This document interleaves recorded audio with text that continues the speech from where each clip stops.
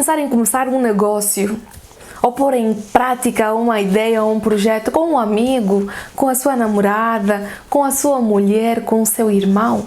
No vídeo de hoje eu gostava de dar algumas dicas legais importantes que você deve ter em atenção no início da constituição de uma sociedade com um amigo, parente, seja com quem for, para evitar eventuais prejuízos financeiros. Recentemente alguém veio ter comigo e me disse que tinha começado um negócio com seu melhor amigo, mas depois de um tempo falaram, decidiram, ela investiu dinheiro e o amigo trouxe a ideia, só que depois a amizade já não continuou nos mesmos moldes que era antes, deixaram de ser amigos e agora tem um problema do que é de quem, como é que vão participar nos lucros, um monte de situações que levou o processo ou o problema em tribunal. E quando eu tomei nota, ou quando eu tomei conhecimento dessa situação, eu disse, como mais vale prevenir do que remediar, que tal eu gravar um vídeo no canal para pessoas que desejam começar uma sociedade, começar um negócio, começar um projeto que se pretende futuramente ter benefícios financeiros com alguém, né? Para dar algumas ideias que ajudam a prevenir eventuais prejuízos financeiros, eventuais conflitos, evitar aquela situação de o que é que pertence a cada pessoa, por exemplo. Qual é o lucro que cada um vai ter? O que cada um investiu? Quem é de facto o dono? Qual é o objeto da vossa empresa? E em caso de conflito, onde é que vamos resolver esse problema? Então, todas essas situações, o direito nos ajuda a prevenir, por isso o nosso vídeo de hoje é sobre isso. Se é novo no meu canal, eu gostava de dizer que você é muito bem-vindo. Gostava de te convidar a inscrever-se, a deixar o teu like, o teu comentário no vídeo. Se gostar do vídeo, deixa o teu like. Ativa o sino para sempre que lançar um novo vídeo, você ser informado em primeira mão. E se já faz parte da nossa comunidade, seja muito bem-vindo de volta. Eu sou Lália Monteiro, ou Lia Monteiro se preferir, e sem mais demoras, puxa a vinheta. A primeira coisa que eu gostava que desde hoje você deixasse de fazer é celebrar contratos ou estabelecer acordos de forma oral. Se você deseja criar uma sociedade, um negócio com alguém, todos os passos, todos os procedimentos, tudo aquilo que vocês compram para a vossa atividade ou o vosso projeto deve estar documentado. E se vocês quiserem criar um negócio ou um projeto, a primeira coisa que devem fazer é criar um contrato de sociedade ou um pacto social.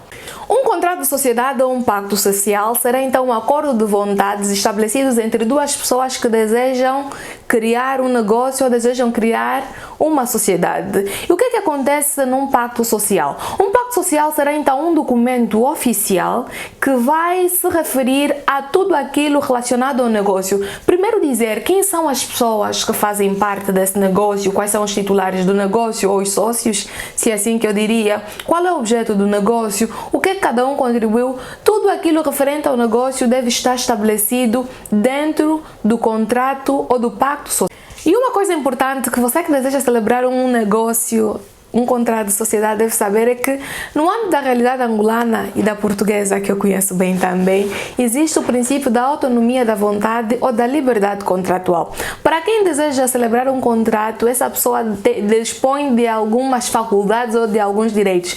Primeiro, a liberdade de celebração, escolher com quem nós vamos celebrar o nosso negócio ou a nossa sociedade. A liberdade de estipulação, a liberdade de estabelecer algumas cláusulas do vosso contrato. O que é que vocês gostariam que fizessem? Que direito cada um vai ter? Qual é o objeto do vosso negócio? Tudo isso tem a liberdade e, claro, devem ter sempre em atenção o que é que a lei diz sobre o tipo de sociedade que querem criar. Por exemplo, suponhamos que seja uma sociedade por cota. Embora vocês tenham algumas liberdades, é importante consultar um advogado ou um jurista para vocês saberem, numa sociedade por cota, o que é que nos é livre de fazer e o que é que a lei impõe que seja obrigatório. Mas, de um modo geral, eu quero que você saiba que você tem a liberdade de estipulação, de determinar o conteúdo do teu contrato. Então é basicamente isso, liberdade de celebração, estipulação e seleção do tipo negocial. Estabelecer então o tipo de negócio que você vai celebrar, o tipo de contrato e essas coisas. E pronto, dito isto, você, para constituir a tua sociedade, tem que criar um contrato de sociedade. Esse contrato de sociedade deverá possuir alguns elementos que eu já vou referir posteriormente e lembrar que você tem a liberdade contratual ou autonomia da vontade. Tu e o teu sócio poderão, em comum acordo, prever determinados conteúdos que gostariam que tivesse no vosso contrato de sociedade. E já a seguir eu vou citar algumas coisas que eu recomendo que haja num contrato de sociedade para se evitar alguns problemas futuros. A primeira coisa que se deve ter em atenção num contrato de sociedade é a identificação das partes. Vocês devem de forma clara estabelecer quem são de facto os sócios, o nome, a morada, o estado civil, o número de identificação fiscal, assim como vamos dizer de um modo geral, tudo aquilo que é necessário para identificar o sócio deve estar estabelecido no contrato de sociedade. Outra coisa que devem deixar também delimitado com clareza é o objeto do vosso contrato. O que é que vocês vão fazer ou o que é que vocês vão vender? Quando pensarem objeto do contrato de sociedade, façam a questão: o que é que vocês vão vender ou que tipo de serviço vocês vão prestar? Então respondam essa pergunta de forma muito clara e deixam aí de forma bem detalhada, para evitar aquela situação de estabelecer alguma coisa e depois o sócio quer fazer coisa diversa. Então o vosso contrato funcionará como uma lei para vocês. É só mostrar: não, o nosso contrato está isso, então o nosso objeto é isso.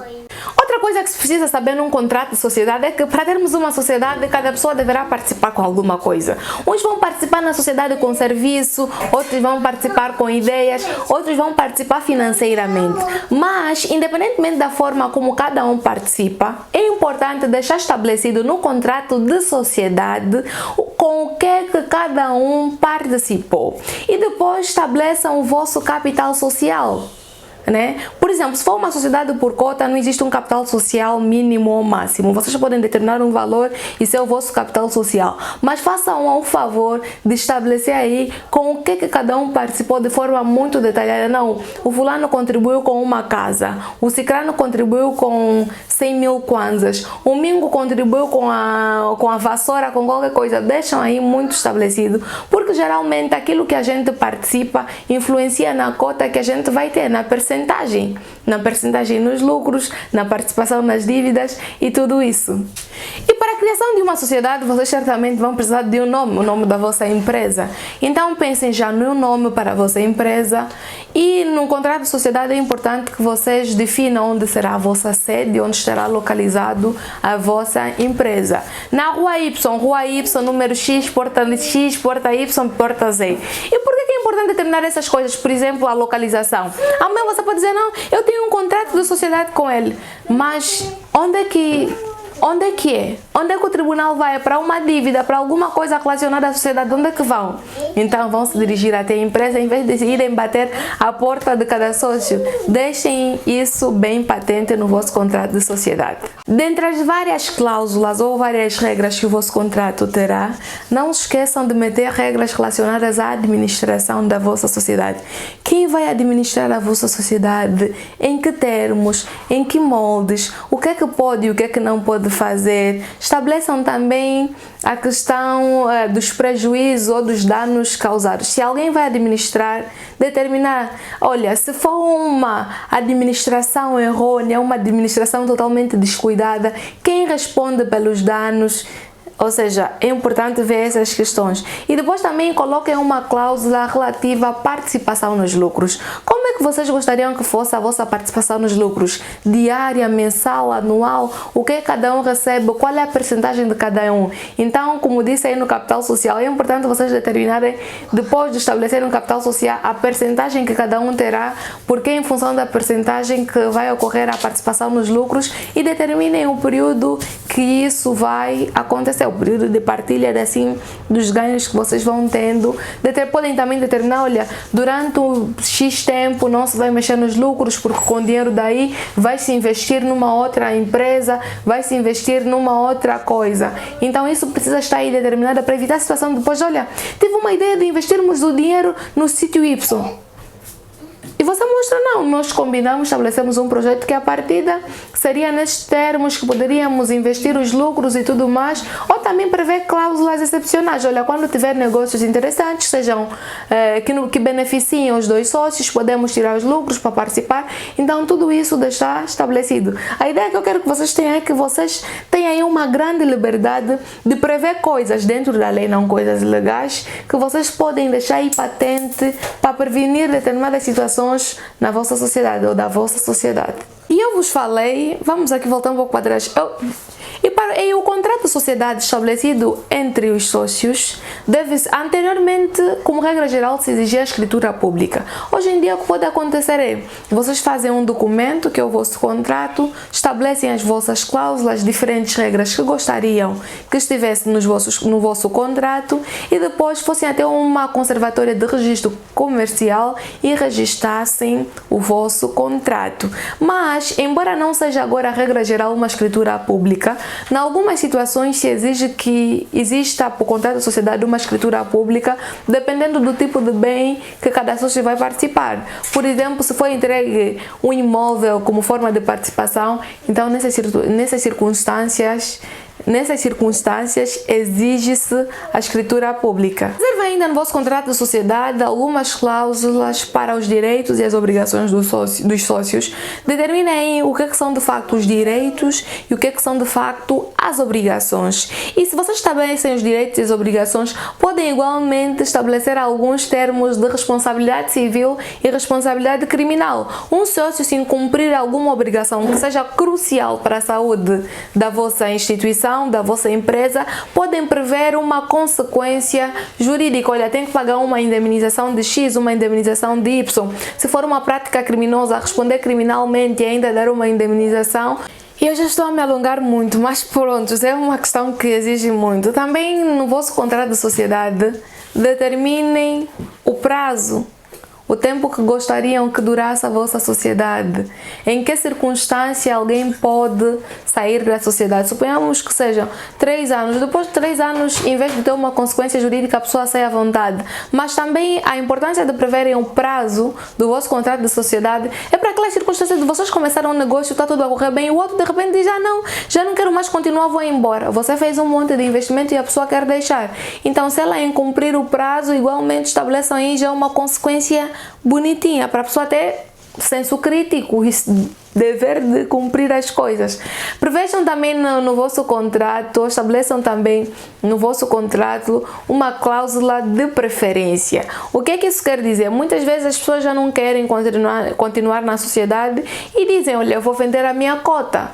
Mas como uma empresa, muito mais do que lucro, você pode ter uma ideologia aí, não gostaria que alguém que você não conhecesse, que não tivesse a mesma motivação, a mesma vontade de fazer crescer a empresa, entrasse aí. Então, com essa cláusula de preferência, obriga o sócio, antes de vender para qualquer outra pessoa de fora, fazer a proposta de venda para os sócios que fazem parte da sociedade. Primeiro para os sócios. Se os sócios não quiserem, aí sim, um terceiro entra para a vossa sociedade. E depois também estabeleçam no vosso contrato de sociedade a cláusula de confidencialidade. E por outro lado, também estabeleçam no vosso contrato a cláusula de confidencialidade, para evitar que documentos importantes da empresa sejam levados a públicos, informações sensíveis sejam levados a públicos. Prevejam a cláusula de confidencialidade, igualmente a consequência para quem violar a cláusula de confidencialidade. Senão, tudo da vossa empresa, como é que vocês funcionam, o que é que vocês fazem, está na rua e você não consegue fazer nada porque não foi previsto nada. Outra cláusula importante também que eu aconselho é a cláusula de concorrência. Dizer assim, temos uma sociedade, depois de 5 anos, o meu sócio não pode criar uma empresa para concorrer comigo. Podem estabelecer. E se fizer, terá uma consequência. Porque a pessoa conhece o teu negócio, conhece as fragilidades, o êxito, e depois abre uma coisa e nova e está a concorrer. Então, vamos ser claro. Aqui, proibição da concorrência durante um período de X. E tá, se a pessoa fizer, paga. E é sobre isso. E também, por último, assim já na reta final, eu não sei se vou referir todas as coisas que eu gostaria que vocês colocassem, mas senão o vídeo ficaria muito longo. Mas duas cláusulas que eu gostaria, que eu considero serem importantes a colocar é cláusulas sobre deliberações, reuniões, como é que funciona, né?